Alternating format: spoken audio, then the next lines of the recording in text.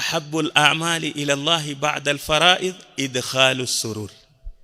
Jaribu katika siku hizi unachofanya na mwenzako ni furaha, ingiza furaha katika mioyo ya wenzako.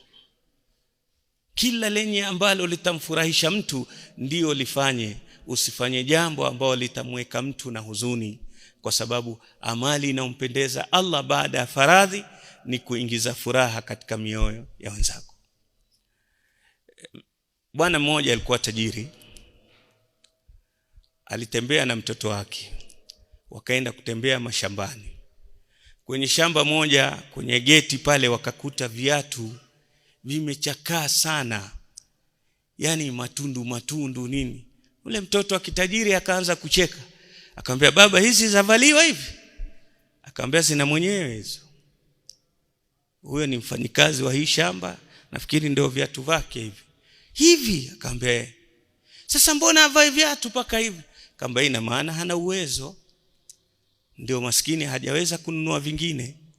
Kwa hivyo hizi pia zikipotea waweza kulia wewe. Akamwambia, sio atalia, atahuzunika sana. Basi baba, ngoja tumjaribu. Mimi nazificha hivi viatu, alafu sisi tujifiche, tumwangalia vile atakavyobabaika. Baba akamsikiliza, akamwambia, mimi nikupe fikra nyingine. Umebeba